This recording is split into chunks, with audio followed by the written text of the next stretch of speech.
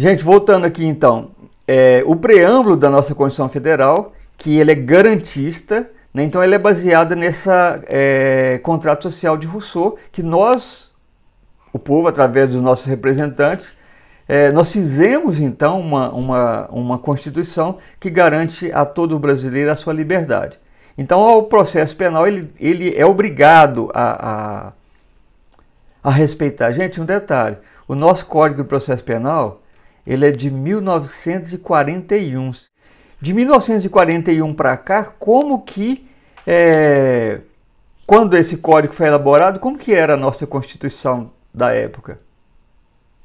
Depois nós passamos pela Constituição de 69, que foi uma Constituição mais na época da ditadura militar, ou seja, o processo penal naquela época era adequado à própria Constituição.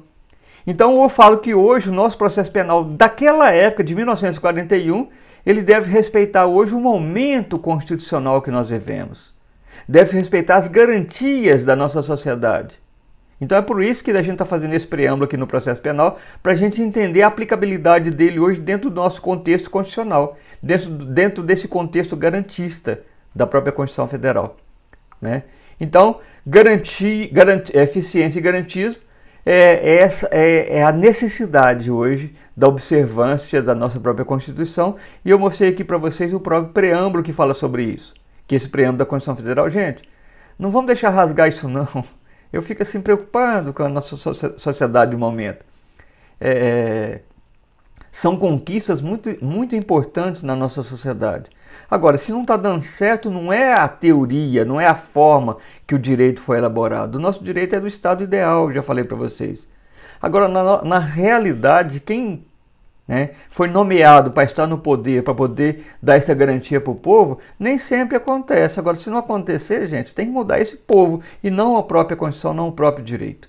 Certo? Então, fica aí a minha preocupação nesse sentido. O direito, ele é perfeito. A nossa Constituição ela é perfeita. Essa ideia do contrato social de Rousseau no preâmbulo da nossa Constituição, ou seja, esse contrato social vai nortear toda a nossa Constituição Federal. Toda a aplicabilidade dessa garantia do desenvolvimento com harmonia do indivíduo na sociedade. Agora, se a aplicabilidade dela não está acontecendo, a culpa não é dela, da Constituição. A culpa são dos nossos gestores, dos nossos dirigentes. Então, se os nossos gestores, os nossos dirigentes não estão combinando, não estão dando conta de se unir para poder proporcionar à sociedade isso, então aí tem que mudar, na verdade, são os gestores, na verdade, de uma maneira geral. Gente, eu falo isso de mamana caducando. E o grande problema é que a falta de conhecimento, a falta de formação política da nossa sociedade está cada vez ficando pior com relação aos nossos candidatos. Gente, uma falha que eu vejo no sistema, para ser juiz você tem que estudar, quase morrer para estudar. Para ser delegado você tem que estudar, fazer concurso, para ser promotor você tem que estudar, fazer concurso. E para ser político? A gente viu que teve político aí que, eu não vou citar nomes, que depois de eleito, eles não queriam dar posse para ele porque ele teve que fazer uma prova para poder saber se era alfabetizado ou não. E era deputado federal, tá, gente? Acho que todo mundo sabe quem que é. Mas uma pessoa dessa vai querer o quê? Que ele vai proporcionar as nossas garantias? Ele nem conhece. Então, algo que eu vejo que precisa ser mudado, da mesma forma que para ser juiz, para seguir a carreira da magistratura, do Ministério Público, ser procurador-geral da União, judiciário e alguns outros poderes também, depende de concurso, eu vejo que antes de ser candidato a seja vereador, a prefeito ou o que for, tinha que ter uma formação. Exige pelo menos curso superior, uma formação superior, que passe por uma prova. Mas para ser juiz ele não tem que fazer concurso? Eu vejo que para ser político também tinha que ter uma prova, tinha que, então fica aqui registrado a minha indignação com relação a isso.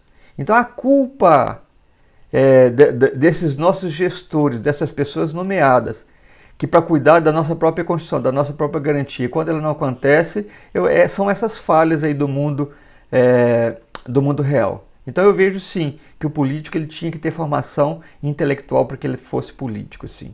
né? De repente não tinha tanta anta no poder. Tá? Então, o objetivo do direito processual e a sua relação com o direito material. Gente, então nós vimos até aqui todos os princípios que vão nortear, então, a garantia da nossa Constituição Federal. E o nosso processo penal não pode sair fora desse garantismo e dessa eficiência prometida ao cidadão brasileiro aqui pela própria Constituição Federal. Tá? Então, o objetivo do direito processual penal e sua relação com o direito penal material. Aqui eu estou falando do direito adjetivo com direito substantivo. Lembrando que direito substantivo é o direito penal e direito adjetivo é o processo penal. Eu estou falando isso porque, como faz parte da nomenclatura dessas disciplinas, para vocês de vez em quando lembrarem que vocês vão ver isso em livro de doutrina e vão, né, o que é mesmo direito substantivo, o que é mesmo direito adjetivo. Então, em uma primeira visão, gente, o processo penal cuida do instrumento que será utilizado para, ao final, ser imposta uma sanção penal. É aquilo que eu já tinha falado. O processo penal é instrumento do direito penal. O direito adjetivo é instrumento do direito substantivo. Certo? Então, é um instrumento para quê? Para processar e julgar o indivíduo desde que haja indício suficiente de autoria. Indício não significa prova contundente, não. Há indícios que fulano cometeu determinado crime. Eu costumo dar um exemplo assim, né, que pode parecer meio bobo, mas imagina uma situação. Vocês vão ver depois que considera flagrante delito quando o indivíduo acaba de cometer o crime, quando ele é perseguido logo após o crime, e quando ele é encontrado logo depois com indício suficiente de que ele seja o autor do crime. Então, ó, quando ele está praticando o crime, é flagrante. Quando ele é perseguido logo após, ou seja, ele acabou de praticar o crime, alguém viu ele praticando o crime e começou a perseguir. Não houve interrupção do contato visual. Foi preso, essa história de 24 horas, 48 horas para extinguir o flagrante, isso é lenda. Isso não está escrito na lei, não. Então imagina que ele ficou correndo, atravessou o rio nadando, a polícia correndo atrás, nadando atrás, correu 10 quilômetros no meio do mato, a polícia correndo atrás, ou seja, não interrompeu o contato visual. Foi preso uma semana depois, correndo e a polícia atrás. Flagrante. Ou foi encontrado logo depois, com indício suficiente de falar que ele é o autor do crime.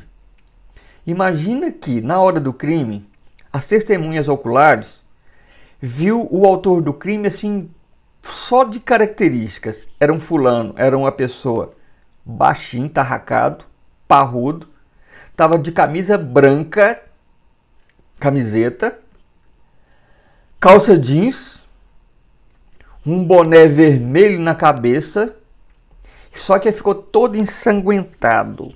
A camisa dele estava toda manchada de sangue. E com a peixeira na mão.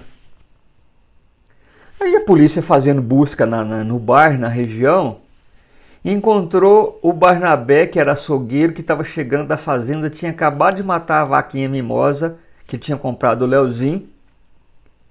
Barnabé baixinho, parrudo, tarracado, estava de camiseta jeans, boné vermelho na cabeça,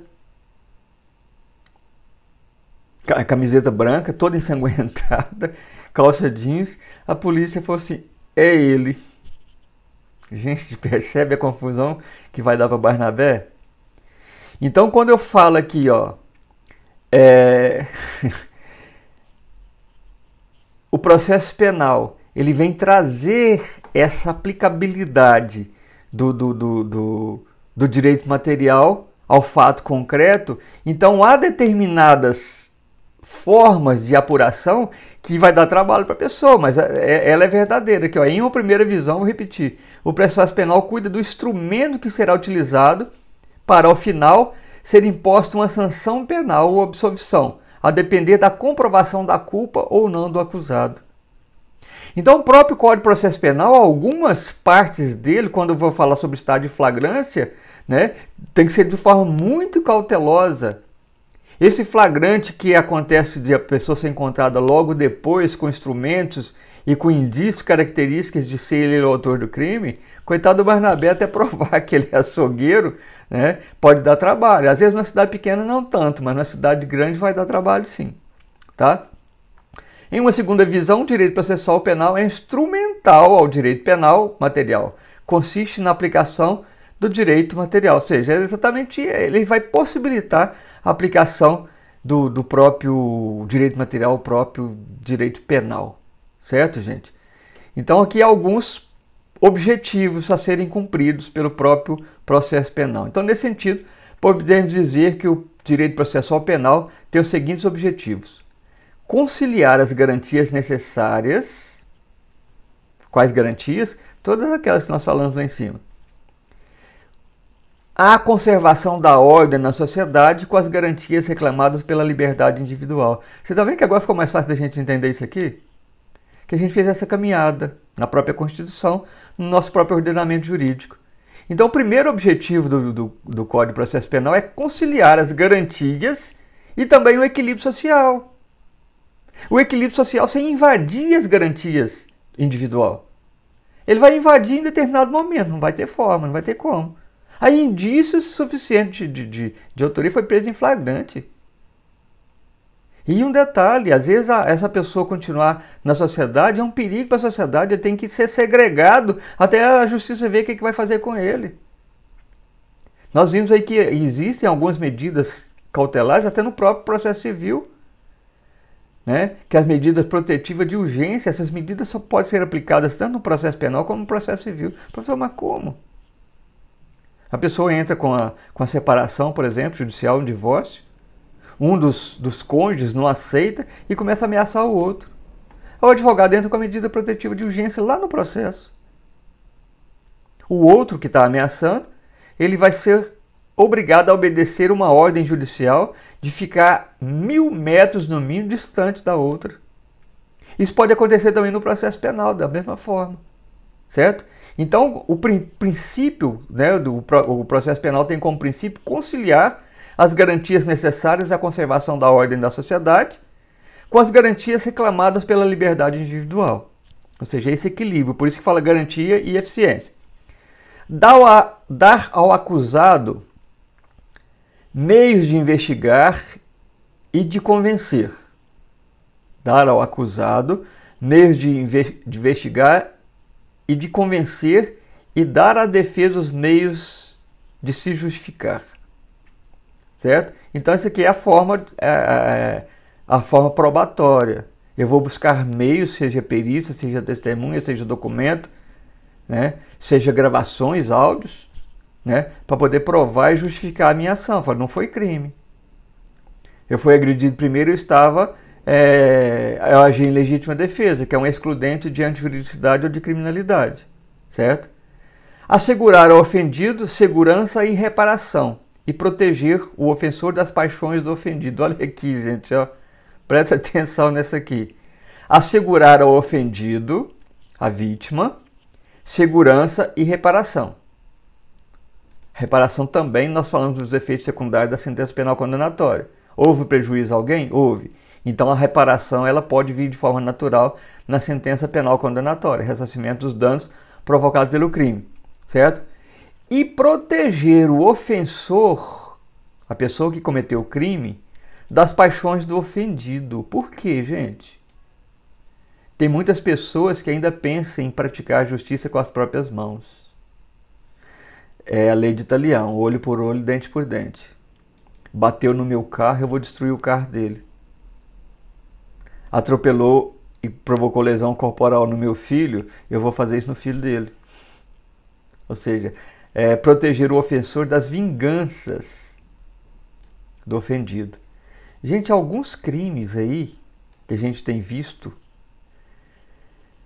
que a mídia publica de uma forma, eu coloco entre aspas esse poder da mídia tão sem limite, porque eu vejo que na Constituição Federal existe o princípio da presunção de inocência. Ou seja, a pessoa é inocente até que prova o contrário. E eu já falei que você prova o contrário da inocência do indivíduo com a sentença penal condenatória transitada em julgado. Só que logo após o fato, a mídia publica, fala o tempo todo só naquilo. Se esse indivíduo ficar na rua, na própria casa dele, se ele não for segregado da liberdade dele, a sociedade pode pegar esse indivíduo e linchar ele, matar ele a pedrada, a paulada. Então, muitas das vezes, a segregação individual, a segregação cautelar, que é uma prisão preventiva, é para segurar o ofensor contra as paixões da sociedade, contra as paixões do ofendido. Né? Eu falo muito que no caso, aquele caso dos Nardoni, aquele pai que jogou a filha pela janela acreditando que a filha estava morta. Gente, se eles não fossem segregados na sua liberdade de ir e vir, a sociedade teria linchado ele.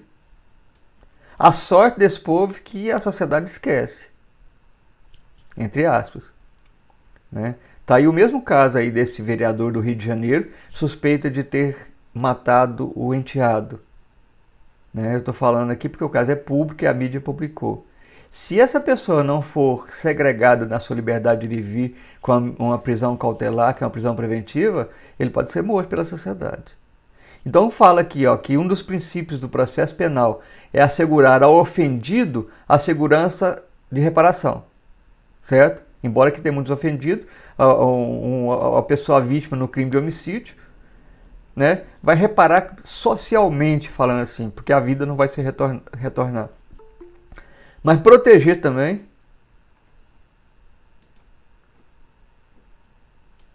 Proteger também o ofensor, ou seja, o acusado, o réu, das paixões do ofendido, ou seja, das paixões da própria sociedade. Então isso aqui faz parte, então, do processo penal. De vez em quando você vê assim, gente, mas a justiça decretou a prisão de fulano por quê? Às vezes para proteger ele da sociedade. Olha, se ele não ficar preso preventivamente, guardado, a sociedade guarda ele até ser processado e julgado, e até esse clamor público, na verdade, dá uma amenizada. Certo? Então isso é necessário. Tá? Para estabelecer instituições garantidoras, eficazes e fortes, tanto para o direito social de punir, quanto para o direito individual de defesa. Esse, na verdade, aqui são a estrutura física administrativa do próprio judiciário. Então, para estabelecer instituições garantidoras. O que seriam essas instituições garantidoras? É o próprio judiciário, as prisões, por exemplo, eficazes e fortes tanto para o direito social de punir, quanto para o direito individual de defesa. Então, essas instituições elas têm que ser fortes, tanto a nível administrativo quanto a nível físico. Certo, gente? Então, o direito processual penal tutela importantes valores como a liberdade e a proteção dos indivíduos. Não há caso de prisão preventiva, então ele pode aguardar o julgamento em liberdade. Eu já defendi homicídio, em que a pessoa não foi presa nem um dia. Ele não foi preso em flagrante, era um pai de família, trabalhador, a justiça, o delegado não pediu prisão preventiva. Quando chegou na fase da ação penal, que o promotor ofereceu denúncia, ele também não ofereceu perigo para a sociedade, então ele ficou aguardando o julgamento em liberdade. Ele pegou uma pena inferior a 8 anos, então a pena inferior a 8 anos não é prisão em regime fechado, ele ficou regime semiaberto. Como não tinha a casa de custódia, que é para onde ele dormia e passava os finais de semana, então ele ficou cumprindo a pena em liberdade. Naquela época não existia nem a tornozeleira ainda, nem tornozeleira ele não usou. Tá? Só que ele tinha que cumprir, de mês em mês ele tinha que ir na justiça comprovar a ocupação lícita, essa coisa toda. Então, o direito processual penal, gente, ele vai analisar cada fato, cada caso. Quando o juiz vai dar a sentença, gente, essa sentença ela é muito sábia, né? Tirando algumas sentenças que são injustas, que podem ser objeto de recurso, tanto pelo acusador como pela defesa. Então, as sentenças são sábias, o juiz tem que ter conhecimento para poder aplicar uma sentença. Então, o direito processual penal tutela importantes valores como a liberdade e a proteção do indivíduo contra indevidas invasões à sua privacidade. por meio da teoria da prova ilícita também. Nós vamos estudar o fruto da árvore envenenada. Alguém forjou uma prova ilícita. Se o juiz verificar que essa prova é ilícita, ela não pode ser usada como instrumento de pena, para poder penalizar, para condenar. A gente vai verificar depois que no artigo 155, o juiz não fica mais preso às provas obtidas no inquérito policial. Ele é obrigado a repetir essas provas, salvo aquelas provas que são irrepetíveis. Certo, gente? Então, assim, tem que prestar muita atenção nisso, tá? Que o direito do processo penal ele vai garantir ao indivíduo, à sociedade, de forma geral, essa liberdade, mas também a eficiência com relação ao lado social do Estado, né? Vale lembrar aqui que nesse equilíbrio entre o direito do acusado e o equilíbrio social, vislumbrando a garantia e eficiência, tá? Gente, olha aqui, ó, foi alterado em 2011, a Lei 12.403 que eu falei. Foram alteradas as medidas cautelares no direito processual pela Lei 12.403 de 2011, em respeito ao princípio previsto na Constituição Federal, da ampla defesa do devido processo legal e também da presunção de inocência. Então percebe, gente, antes dessa lei, de qualquer resquício ainda, eu falo da Constituição anterior, porque, gente, a alteração dessas interpretações jurídicas, eu falei para vocês lá no direito penal, que depende dessa dialética social. Então, a própria interpretação da lei, ela não é tão rápida, ela vai dependendo de amadurecimento de ideias. Então, o nosso Código de Processo Penal é de 1941, mas depois ele foi adaptando as próprias constituições no sentido da própria interpretação e foi inserido no contexto desse processo penal também algumas leis amadurecendo e conciliando a própria garantia com a nossa própria realidade. Então essa 12.403 de 2011 veio conciliar exatamente as garantias à realidade social, à nossa realidade individual. Então ela inseriu no Código de Processo Penal algumas medidas cautelares diferentes da prisão preventiva. Por quê? Porque antes qualquer motivo era prisão preventiva. Ou seja, primeiro, estava entupindo os presídios, as cadeias. A gente não tinha talvez estrutura física para isso. Então a justiça entendeu, a ciência criminal entendeu, foi peraí, nós estamos vivendo agora o momento do pós-positivismo, do neoconstitucionalismo, das garantias individuais, das garantias da liberdade. Então vamos rever. Aí sim, eles trouxeram várias outras, depois a gente vai ver aqui no próprio processo penal, várias outras medidas cautelares diferentes da prisão preventiva, da prisão temporária. Exatamente devido ao garantismo e eficiência. Tá, gente? Então presta atenção que o direito vai evoluindo na forma de interpretar, na sua aplicabilidade, para obedecer os preceitos constitucionais. Então a Constituição, daqui a pouquinho a gente vai ver as fontes do direito processual penal, a Constituição é a maior delas, certo? Lembrando do preâmbulo da própria Constituição Federal, certo? Eu trouxe para vocês aqui então o artigo 312 do Código de Processo Penal, que foi amenizado lá pela 12.403 de 2011 e agora recentemente pelo pacote anticrime, tá? Aqui a Lei 13.964 de 2019, certo? Então, é exatamente para quê? Para que essas medidas, essas garantias vão acontecendo. Então, ou seja, esse amadurecimento de ideias, esse amadurecimento de conceitos e valores vai sendo inserido no nosso ordenamento jurídico, aqui a gente está falando sobre o processo penal, para garantir a harmonia social e, ao mesmo tempo, garantir as liberdades humanas. Lembrando que a regra geral é o ser humano ter a liberdade de ir e vir. A prisão cautelar é uma exceção à regra geral.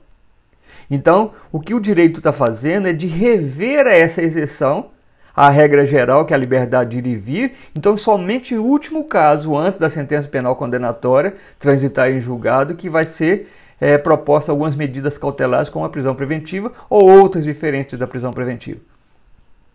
Eu trouxe aqui para vocês o artigo 312 que vai falar exatamente da prisão preventiva. Quando que hoje ela pode ser aplicada, né? Em último caso, lembrando que há outras modalidades de medidas cautelares diferentes da prisão preventiva. Artigo 312 do Código de Processo Penal, então ele vai tratar sobre as modalidades quando que pode acontecer a prisão preventiva. A prisão preventiva poderá ser decretada como garantia da ordem pública. Garantia da ordem pública, ou seja, se caso necessário, tirar o indivíduo da sociedade porque ele na sociedade é um perigo para a sociedade. Ele solto é um perigo para a sociedade. Então, nesses casos, para garantia da ordem pública, da ordem econômica, ao desvio de dinheiro público, por exemplo, ele pode fugir do país com esse dinheiro. Então, para garantia da ordem econômica, por conveniência da instrução criminal. O que é a conveniência da instrução criminal? Se ele continuar em liberdade, ele pode atrapalhar a investigação do crime. Ele pode ir atrás das testemunhas, pode atrapalhar a prova, acabar com prova. Nesse caso também pode, então, a prisão preventiva. Ou para assegurar a aplicação da lei penal. O que seria assegurar a aplicação da lei penal? Corre o risco de ele vazar na braquiária e ir para um país distante e ele ser condenado no Brasil e depois não aplicar a pena porque ele está foragido. Então, quando há perigo disso, ou às vezes o crime é muito grave, ele é uma pessoa financeiramente abastada, tem passaporte, está acostumado a viajar para o mundo. Então, quando correr o risco de haver uma condenação e ele frustrar a execução dessa pena condenatória, então a prisão preventiva. Então, quando correr o risco de frustrar a aplicação da lei penal. Quando houver prova da existência de crime e indício suficiente de autoria e de perigo gerado pelo estado de liberdade do imputado. Gente, essa redação foi alterada pela Lei 13.964 de 2019, pacote anticrime. Ou seja, nosso material está zeradão. A prisão preventiva também, parágrafo 1º, poderá ser decretada em caso de descumprimento de qualquer das obrigações impostas por força de outras medidas cautelares. Imagina que o Poder Judiciário falou, não, eu vou dar aqui uma tornozeleira eletrônica para ele com uma medida cautelar, ele vai ficar monitorado, ele vai poder trabalhar, frequentar a sociedade normal, coloca uma calça mais comprida, uma meia em cima, né, para tampar a tornozeleira eletrônica. Gente, de vez em quando a gente vê gente na rua desfilando de tornozeleira eletrônica como se, tipo assim, eu sou o 10, eu sou o cara. É lógico que isso é inversão de valores, mas eu já vi várias pessoas na rua de tornozeleira e de bermuda. Gente, pelo amor de Deus, eu colocaria bota para ninguém perceber, né? Mas cada pessoa é de uma forma. Então, se imagina que ele está de tornozeleira eletrônica, foi concedido isso para ele, ele corta a tornozeleira e vaza. Foi preso. E como a tornozeleira ficou quietinha no lugar, só estava sendo monitorada, foi ter algum problema, né? Aí a polícia despertou e foi atrás e prendeu ele na cidade vizinha, já fugindo. Então, nesse caso, revoga-se aquela medida cautelar diferente da prisão preventiva e decreta-se a prisão preventiva. Então, a prisão preventiva também poderá ser decretada em caso de descumprimento de qualquer das obrigações impostas por força de outra medida cautelar, né? Artigo 282, parágrafo 4º, da prisão das medidas cautelares da liberdade provisória. Tá? Então, é caso de revogação. Então, esse parágrafo também foi inserido e alterado pelo pacote anticrime. Está aqui, Lei 13.964 de 2019. Parágrafo 2º. A decisão que decretar a prisão preventiva deve ser motivada, ou seja, não pode decretar a prisão preventiva de qualquer modo. Tem que ser motivada, tem que ser fundamentada. Isso para quê, gente? Garantia. O juiz não pode fazer besteira. Em receio de perigo e existência concreta de fatos novos ou contemporâneos que justifica a aplicação da medida adotada. Ou seja, a prisão preventiva tem que ser justificada. O juiz apenas não vai, tipo assim, para garantir da ordem pública. Por quê? O que está acontecendo que corre o risco de a ordem pública seja procrastinada, não seja vilipendiada? Ou seja, ele tem que justificar o porquê.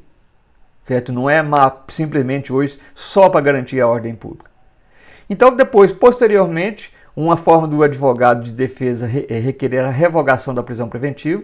É revogação porque a prisão preventiva é um decreto, viu, gente? Decreto do judiciário. Então, o decreto tem que ser revogado.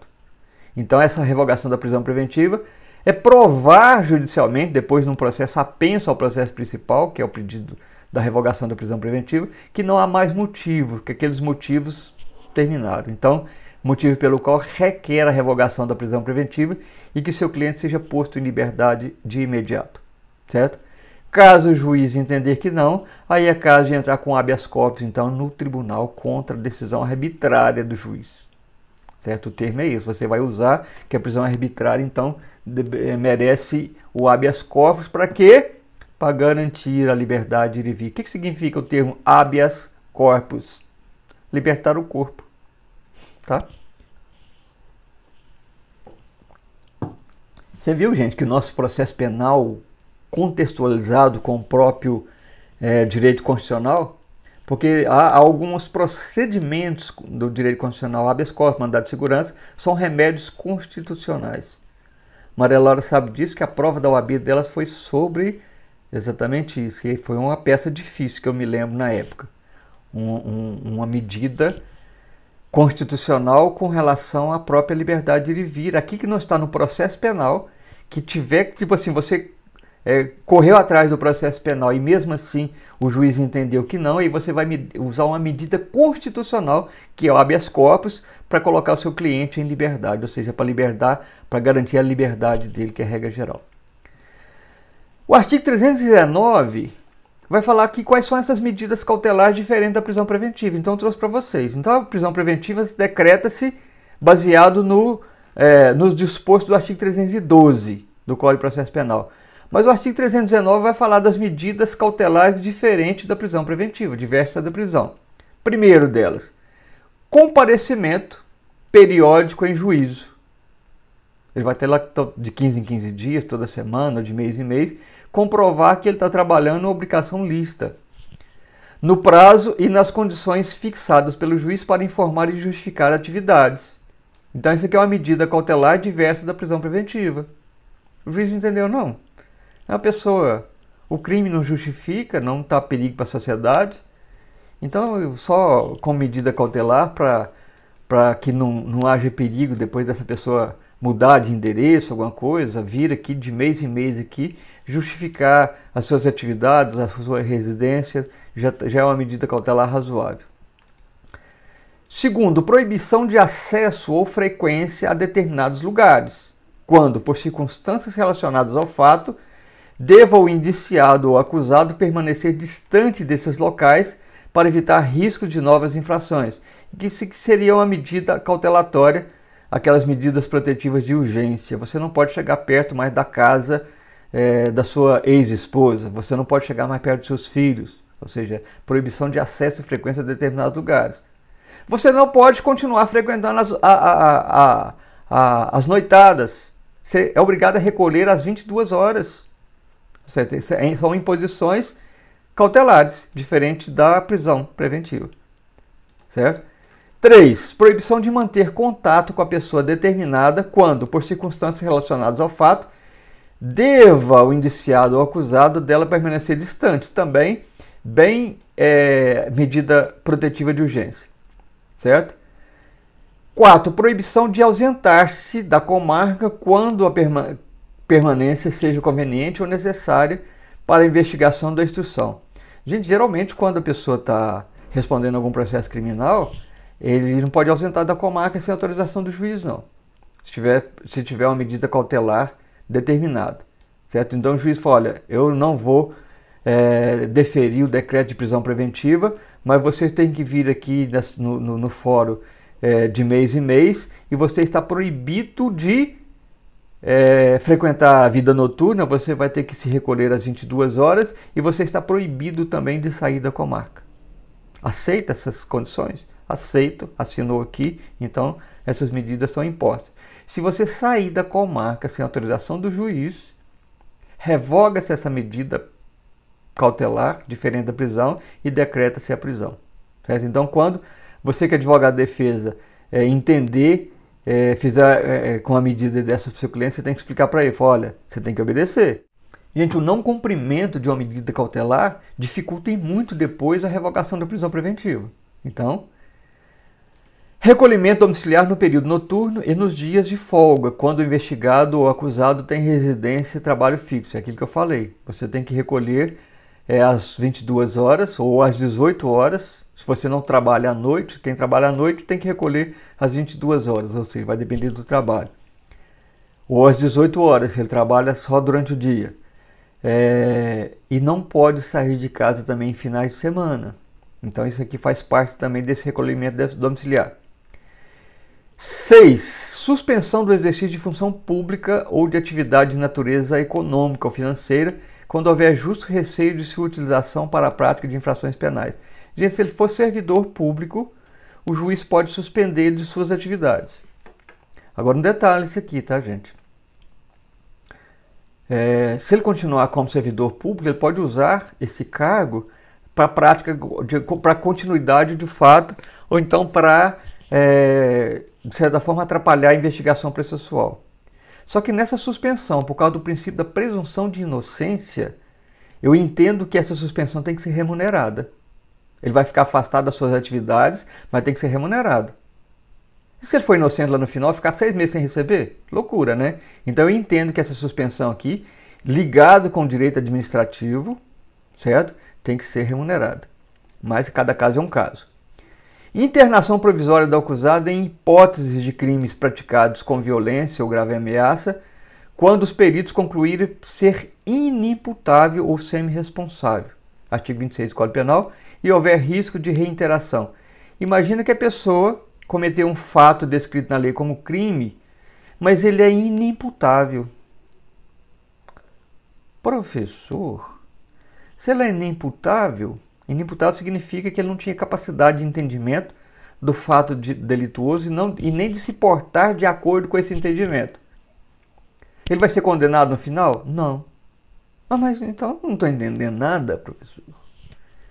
Que internação é essa, gente?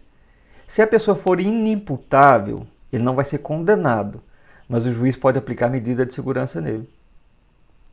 Medida de segurança é o internamento em manicômio judicial ou similar, até que esse estado de violência da pessoa, constatado por atestado por laudo médico, termine. Ele vai ser absolvido do crime? Vai. Mas o juiz, verificado que realmente foi ele que praticou, no estado de inimputabilidade, não vai aplicar pena, mas vai aplicar medida de segurança. E a medida de segurança não tem prazo de término, não, vai depender do laudo médico. Certo, gente? Então, essa internação provisória, ela pode se tornar definitiva depois. É provisória enquanto perdurar o processo de investigação. No final, for verificado através de laudo médico que ele era inimputável, então verifica-se que vai ser aplicada medida de segurança nele. Eu vi uma questão de concurso essa semana falando que a embriaguez voluntária ela isenta o indivíduo de pena. Não. A embriaguez acidental ou a própria se a pessoa for dependente químico de drogas, e pela dependência química está lá no artigo 45 da Lei de Drogas, 11.343, esse dia eu falei que na aula 11.353, corrigindo, é 43, tá, gente? 11.343, mas no material de apoio aí, nos PDFs, estava normal. Eu errei uma dezena, mas fica aí a errata, então. Nesses casos em que a pessoa for dependente químico de drogas e comprovado por laudo médico, da mesma forma ele é considerado inimputável e não vai ser aplicado pena, né? Vai ser aplicado, se for o caso necessário, medida de segurança. Certo, gente? Então a embriaguez proveniente de voluntária, não. A embriaguez fortuita que pode isentar de pena. Aí não é caso de inimputabilidade. Imagina a pessoa foi no médico com depressão, alguma coisa, o médico deu um ansiolítico e esse ansiolítico deu efeito contrário, a pessoa ficou muito louca. Saiu na rua de carro, muito louca na vida, atropelou alguém e matou. Foi imprudente, foi negligente no trânsito. Se alguém, parente, algum amigo, fala assim, gente, não está normal, corre com essa pessoa para o médico e pede o médico para poder fazer um exame de sangue para verificar o que tem no sangue dela. Pode verificar a substância, aquela substância que ela está tomando, que essa substância deu efeito contrário. Nesse caso, como não é voluntário, é embriaguez provocada por caso fortuito ou força maior, aí dá isenção de pena.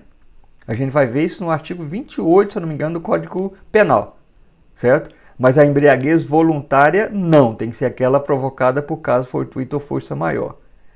A pessoa está numa boate, por exemplo, não bebe nada, só está lá tomando Coca-Cola, suco de laranja e tal. Alguém passa e joga uma Boa Noite Cinderela no copo dele. Só que Boa Noite Cinderela é para pagar. Depois para poder provocar, tipo assim, para poder arrancar o rim dele e vender para o mercado negro, né? Mas só que deu efeito contrário, a pessoa saiu muito louca. Os amigos dele que estavam junto lá tem que correr atrás, correr com ele para o médico para saber o que está no sangue dele, para que seja provado amanhã que aqueles fatos que foram cometidos, ele estava sob a influência de uma embriaguez não voluntária, mas provocada por força maior, o caso fortuito, certo, gente? Então, há determinados casos que o grande problema é que a sociedade não sabe disso. Então não busca no médico um laudo médico para provar que naquele momento ele não estava na capacidade, mas não é por inimputabilidade. Foi uma embriaguez, não embriaguez provocada por álcool e tal, mas foi provocada por algum medicamento, alguma coisa nesse sentido, algum medicamento que colocaram, alguma coisa assim nesse sentido, certo? Então, temos que verificar aqui essa semi-imputabilidade ou inimputabilidade. Eu estava falando sobre essa internação provisória do acusado nas hipóteses de crimes praticados com violência ou grave ameaça, quando os peritos concluírem pela inimputabilidade ou semi-inimputabilidade.